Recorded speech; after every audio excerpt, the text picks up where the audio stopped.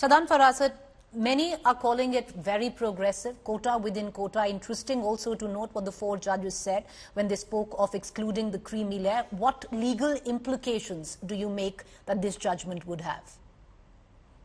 I think the primary legal implication of this judgment will be that states will now, that the determination of scheduled caste, scheduled tribes was and still is exclusively with the central government. But within the scheduled caste groups and scheduled caste tribe groups, states will have the liberty now to give a certain amount of quota specifically for groups within those groups which have not benefited from reservation. So effectively, it's really taking the reservation logic forward that you have to benefit the weakest amongst even those groups. Up till now, the earlier judgment, which was overruled today by majority, said that scheduled caste is a monolith. Once the president, on the aid and advice of the central government, notifies it, states don't have any liberty to sort of tinker with it in any manner and change or create sub-quotas. That changes today. And therefore, states will, my assessment is that states where there are large scheduled caste and scheduled tribe populations are likely to carry out certain fact-finding exercises to determine which are the castes which within the scheduled caste and scheduled tribes which haven't benefited as much from the reservation, and then possibly give some kind of preferential quotas for them within the existing quotas for scheduled caste and scheduled tribes. There are already 2 or 3 states which had done that, Punjab, Andhra Pradesh, etc. Those legislations actually have not been tested. Yes. Yeah, those legislations, because this is a 7-judge bench, this was just testing the earlier judgment of the court of 5 judges, and they said that judgment was incorrect. Now, based on the new finding of law as per the 7 judges, those legislations of the 2 or 3 states, Punjab included, will be tested by the Supreme Court in due course of time. But I think the bigger picture really is now it's open to the states, and I do see a whole bunch of states carrying out that exercise and going ahead with it. The second implication of this judgment is creamy layer within scheduled caste. Now that is a slightly different concept, but there was already a judgment of Supreme Court called Jarnail Singh, about 4 or 5 years old, where it was held that even in the context of scheduled caste and scheduled tribes, you can have creamy layer. There are 2 views on it, whether you should have scheduled in scheduled caste and scheduled tribes, should you have creamy layer or not. My personal view, if you were to ask me, I don't think it's required, to be honest. But that's debatable. I mean, and the court has taken a view. Now, this is the second judgment in which the majority of the court has said that, listen, even in scheduled caste, scheduled tribes, you should have creamy layer. And I think going forward, that possibly is going to be the position. The challenge, however, will be, will states actually notify scheduled caste creamy layer? Because even after the earlier judgment in Jarnail Singh, states were reluctant. And I doubt very much that even now states will do it, because I think it doesn't suit them. And that also is understandable at some level as far as I see it. So, I mean, I think it's a major rejig of the quota system, and as simply said, quotas within quotas are now something which is permitted. But, you know, Sadan Farasat, what's really interesting in all of this is, on what you touched on the second part of your submission, is when 4 judges spoke of excluding the creamy layer. Now, that walks the thin line between social justice and economic justice, and also highly controversial and very, very debatable. Yes, it is. It is a little more controversial than the issue of quotas within quotas, for the reason that if we look around us, even today, you will not find many scheduled caste and scheduled tribes, even from the relatively better off groups within them, in either jobs of public sector or private sector. So even if there are some who are financially better off but are there, they play a representational role for those scheduled caste and scheduled tribes. So that's why my personal view has always been that time has not yet come for having a creamy layer within scheduled caste and scheduled tribes, because even the better off groups within them are still not sufficiently represented. That's why I think the majority, one of the judgments of the Chief Justice is silent on this aspect. The Chief Justice's judgment does not pronounce on the creamy layer, but like you said, 4 judges have come out in support. And in fact, as far as the law is concerned, the law was clear 4 years back that creamy layer in scheduled caste and scheduled tribes is permitted. States have still not implemented it, and my personal instinct is I don't think the states will implement that even going forward, even after this judgment. Well, it's interesting because, it opens up a completely different debate, and which has been hotly contended, especially in our country, where it comes down to social justice, economic justice. But Kancha Elaya, 6-1 majority holding the sub-classification where SC/ST is concerned. How do you think the Dalit community is going to view this? The judgment is very clear that within the scheduled castes and scheduled tribes, in fact, across the country, there are scheduled castes and scheduled tribe people who are saying that our caste group has not been getting seats and jobs and so on and so forth. And particularly the whole case came in relation to Andhra Pradesh, the Madigas and Malas. And for 4 years it was implemented based on a commission recommendation, then the Supreme Court struck down. Now the question is, the 6-1 judgment clearly gave an order that the states have right to reserve for subcastes where there is injustice to them in the seats, jobs and so on and so forth. But at the same time, the Supreme Court also made it very clear that the states have to justify, the word justify, with empirical data that there is injustice to certain subcastes within a given state.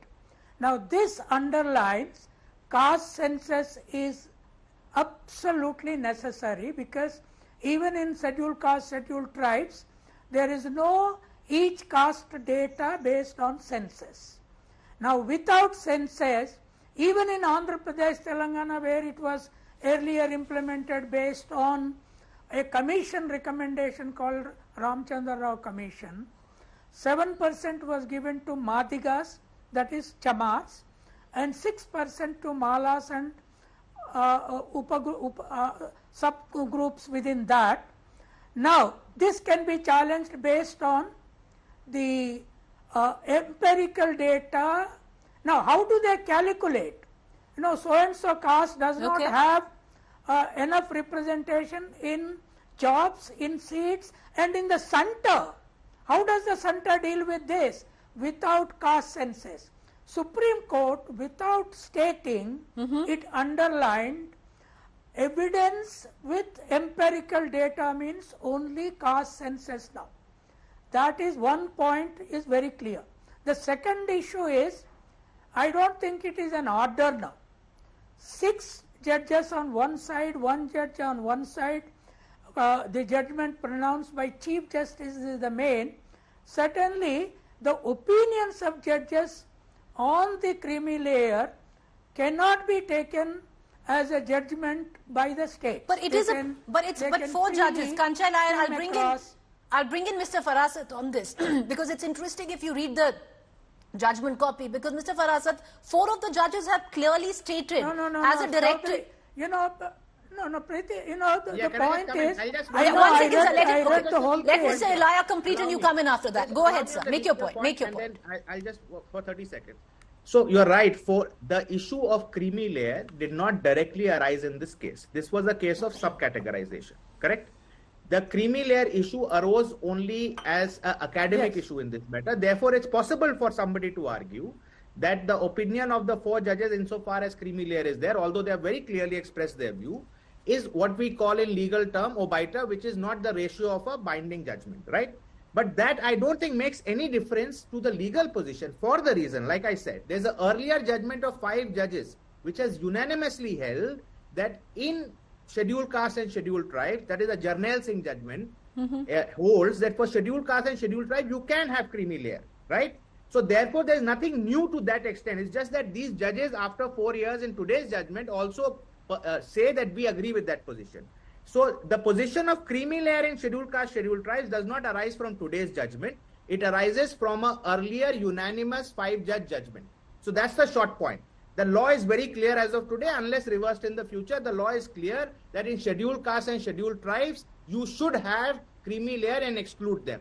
But the states have still not done it, because I think maybe for good reason, maybe there are political reasons at that.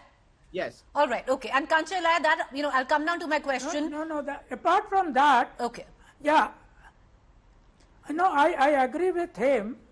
The critical point here is read Gawai's opinion very categorically. Gawai's opinion was agreed with the rest of the three on creamy layer. What Justice Gawai is saying is that there should be creamy layer workable form within the scheduled caste, but it should not be on the lines of OBCs. That is, financial category was given there. 8 lakhs in the beginning, later it was taken to 12 lakhs or something. Now that is not going to be issue at all before the states, because scheduled castes as a whole, both whether it is chamars or chatabs or malas or madigas or mahars or matangas in Maharashtra, all of them will be silent about it because there is not much scope in that. The critical issue is the first judgment. Now, how do they implement? That's what, level, Kanchalaya, that's what prompts me to types. my second question, and I will bring in Rahul Ishwar just after that, is that doesn't it also, the first part of the judgment that you're hinting at right now, which is quota within quota, also open the door for politics? Because till now, leave alone a state or two, we had seen the SC/ST community as a homogenized group. And now, would you reckon there will be conflict at the back of this judgment? Yeah. No, the question is, in fact, I was a supporter of Madiga movement since I know that within the administration in university that they are more in number, they were not getting as many as Malas were getting across the state, and therefore we supported that movement. Even now I support it, and I agree with the judgment spirit and the way it is pronounced. But the question is, now it is open for the whole SC/STs across the nation, and at the state level there is one method of implementation of this, and when it comes to UPSC examinations, how does the nation resolve the question of percentages for each subcaste within the scheduled caste without caste census even among scheduled castes, scheduled tribes? There is no caste sense. Are we building to that now is the big question, but that is the problem. Right. Are we building to that? And I will come back to Mr. Farasat on it. But Rahul Ishwar, something which has been very much contended upon, especially politically, is to distinguish between social justice and economic justice, and thus comes the debate of the creamy layer, which will be contended with. Like Mr. Laya said, maybe not in this particular judgment as it's an observation, but it's been highly debated whether it's time to have, or exclude the creamy layer where it comes down to the reservation policy in the country. Preeti ji, 92 years back, the very philosophy, the core of reservation was the Pune Pact, which was signed between Madan Mohan Malaviya from the caste Hindu side and Ambedkar ji on the other side, with Mahatma Gandhi playing the negotiation. This was the entire genesis of how the affirmative action and reservation came in, and Mahatma Gandhi told at that point of time, I am ready to die for Hindu unity, and Hindus won't be divided unless over my dead body. So that evolved into various aspects of reservation, including SC/ST, OBC and the other reservation. And we all know that various political formations have played reservation to their own advantage by dividing it into various caste banks, caste-based vote banks, and playing one against the other. This is a common knowledge that no one can deny.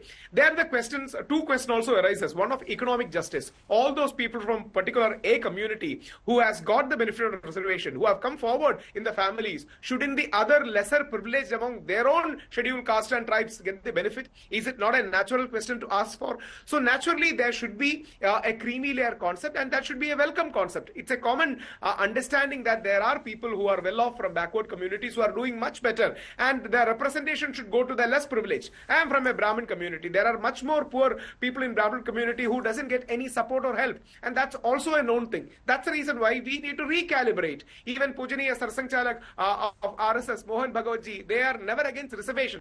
At the same point of time, there is a nuanced view that comes. We need to harmonize the social justice and economic justice. This is not to say that reservation should be scrapped, but a more nuanced view of harmonizing the social and economic justice should be there. And creamy layer, identifying creamy layer and extending it to other people who have not got the benefit of reservation is the right way ahead. So I think that's a very good position that we should have. And at the end of the day, but is it too soon? That's the question. Is it too soon, Rahul Ishwar, to take that stand, especially where culturally, socially, the fabric of our country, where we are right now? So That's a big question. But I'm going to just come back to you. And Mr. Farasad, I want to bring you back into this conversation, taking off from what Mr. Vilaya had said and even what Rahul Iswar said. Forget about identifying the creamy layer. One of the biggest challenges right now will be to classify these diversions of subgroups within a group. And that, in fact, could actually lead to a larger debate of a caste census. No, so you may do a caste census at a state level or a national level, but you can just do something much smaller for this. For instance, you can just do a socio-economic study of the scheduled caste of the state. What is their employment rate? Which caste have how much employment in the government services? What is the level of education? What is their level of economic well-being, right? These things can be done by any fact-finding commission which any state government can appoint, and they can restrict it only to a scheduled caste or scheduled tribe, right? So a caste, to implement this judgment on the ground, states can do a more limited kind of a fact-finding exercise. It need not be a caste census per se. I mean, caste census is the flavor of the season, as it were, because politically being discussed today. So obviously, you know, every reservation judgment sort of feeds into it. But I don't think it's necessarily needed. States which are genuinely concerned can do it. And importantly, today the Supreme Court has said, like it was always said in matter of reservation, that you need empirical data to support it. So if you are going to create a subcategory for a particular group of scheduled castes, then you have to show that they are genuinely more backward than the other scheduled castes, right? Okay, Kanchaya, do you agree? Do you agree with what Mr. Farasad said, that it could be a simpler exercise to identify? You don't really need a caste census, especially where there is intense politics behind the reservation, in our country. I'll give you a concrete example. In the case of Andhra Pradesh, just before it was taken to the Supreme Court by Malas, 7% was given to Madigas, 6% for Malas, and other smaller untouchable castes, 1% in each category. Now, this was decided by a commission called Ramchandra Rao Commission. Now, what happens is, you have to calculate the number of people in the employment or in the university college seats based on the total population of that caste. See, that caste total population you should exactly know, otherwise it will go to lower high courts here. The Malas will say, no, we are not 6%, we are actually 8%, but they are showing us as 6%. Then the court will say, no, go for accurate empirical data. What does it mean? Justifiable empirical data. So the justifiability is a major problem. Okay. Secondly, in OBC case, in Andhra Pradesh, it was divided into 4 groups. But based on what? Rough estimation of castes. Now it doesn't work now. That is the problem. Okay.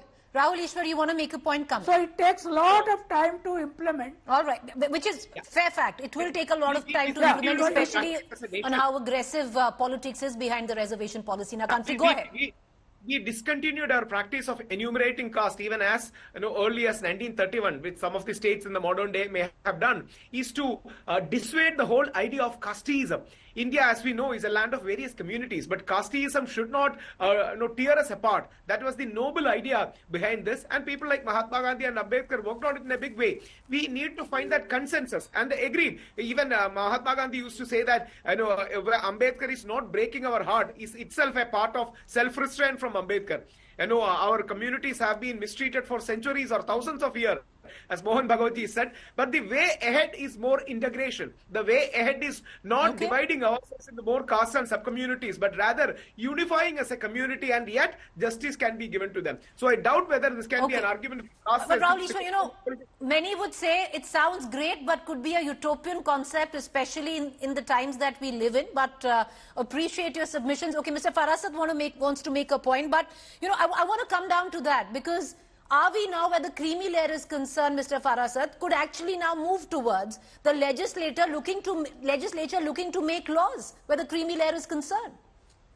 See, theoretically it's possible.